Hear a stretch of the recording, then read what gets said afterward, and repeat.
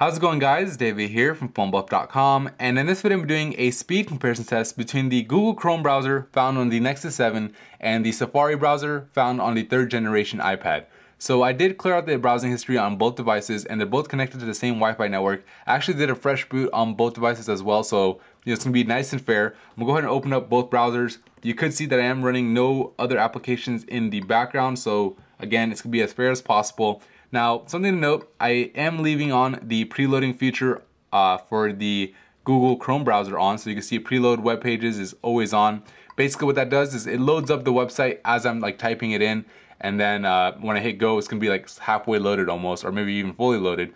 But the reason why I'm leaving it on in this case is because in my other video comparing the two devices, I left it off, and a lot of you guys were complaining about, saying that's an advantage that Google Chrome has. By taking it away, it's unfair. I feel like it was unfair by leaving it on, but nonetheless, we're gonna do this video anyway to see what the difference is. Now, to make it a little bit fair though, I'm gonna only type in about half the domains here first, and then on the iPad, and then for the other half, I'm gonna type it first on the iPad, and then on the Nexus 7, so that way it isn't too much of a big advantage. So, first website, we'll go ahead and do PhoneBuff.com, so we'll enter it on the Nexus 7 first. All right, 1, 2, 3. And as you can see, the Nexus 7 is done loading, and the iPad is still loading it, and there you go, the iPad is done. Let's go ahead and tap on an article really quick, so that way we could, test another web page. Now this one, the preloading isn't gonna be an advantage for the Nexus 7 because it doesn't know which article I'm gonna actually tap on. So we're gonna tap on the Apple removes YouTube app from iOS 6. So 1, 2, 3. See the content first on the iPad, followed by the Nexus 7, and both of them look to be done, but if I have to give the wins to one, it's going to be the iPad because it did show the content first. Let's go ahead and tap on one more article, and we'll do the Google voice search coming to the iPhone and iPad soon. So 1, 2, 3.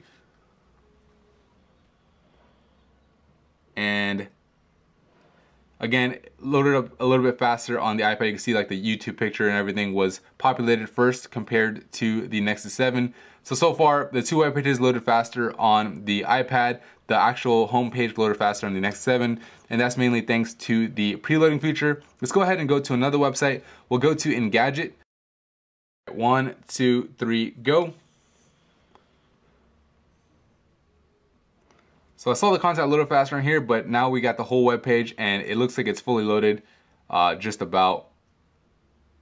And the iPad's still going, and now it's about done. So let's go ahead and do a scroll test really quick, so that way you can see how it'll look when you actually scroll down. So I'm gonna scroll down, pretty fast on both devices, and you can see looks pretty good actually right now. So I'll scroll up really fast on the iPad, and scroll up really fast on the Nexus 7, and so far so good. Usually, from my past experience, the Nexus 7 does show a little bit of white screen while you're scrolling, but in this case, it's actually not, so that's pretty good. We'll go ahead and tap on an article. We'll tap on this guy right over here, so find the little read more icon. So 1, 2, 3. Content showed up first on the Nexus 7. And that was a really close one. I saw the content first on here. Some of the advertisements and stuff populated first on here. So you guys can be the judge of that one. I'm not even going to call it because I didn't really get a good look at it. I'll have to rewatch it on video. So let's go ahead and go to another website. So now, since I've done two websites preloading on here, let's go ahead and type it first on the iPad and then followed by the Nexus 7. So we'll do New York Times. All right, 1, 2, 3, go. Again, most of the content populated first on the Nexus 7, so we have to give the win to the Nexus 7 there. Let's go ahead and tap on an article again. So we'll do this one right over here. 1, 2, 3. And content's populating first on here. It's done. Now this guy's done. So pretty much the theme, even right there, because, just counting 1, 2, 3, it was enough of an advantage for the preloading to actually make a difference and load up the web page faster. So pretty, it's a pretty big advantage to have that preloading, and it's a nice feature, honestly. I do like it. We'll go ahead and type in another website. So we'll do we'll do LA times, but this time I'll try to hit go right away. So we'll go ahead and type it in on the iPad first. All right, so I hit go right away.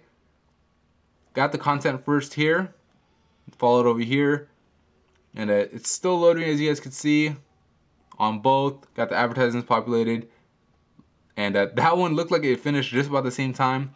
For the most part, I saw the Nexus 7 having a head start. I know at the last second this caught up, so again, I'm not too sure, but I think the win went to the Nexus 7 there. We'll go ahead and tap on an article. We'll tap on this HBO Netflix one. So 1, 2, 3.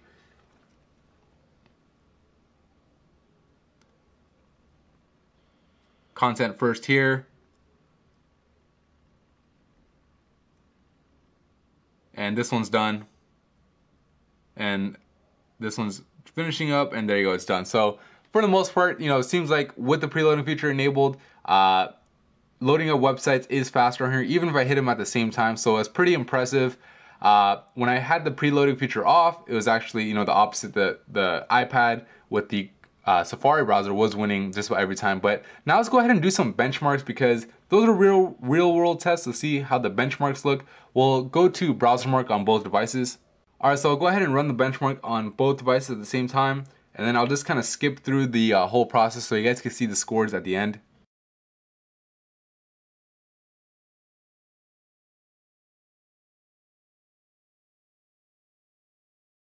All right, so the browsing benchmark is done, and you can see the Nexus 7 scored a 132,408 thanks to Google Chrome's optimizations, and the iPad's browser, the Safari browser, scored a 99,898. So definitely a higher score for the Nexus 7, and honestly, I'm not too surprised, because I know the Google Chrome browser is really optimized.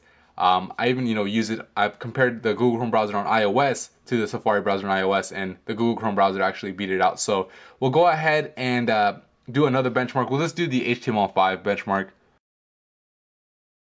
All right, so I'm just going to the HTML5 test website, and it'll just give us a score. So 369 for browser compatibility, and 324 for browser compatibility on the Safari browser. So again, from the benchmarks, the Nexus browser, the Google Chrome browser, scored better. And from some of the real world tests, as long as we had that preloading feature enabled, it did score, load those home pages faster.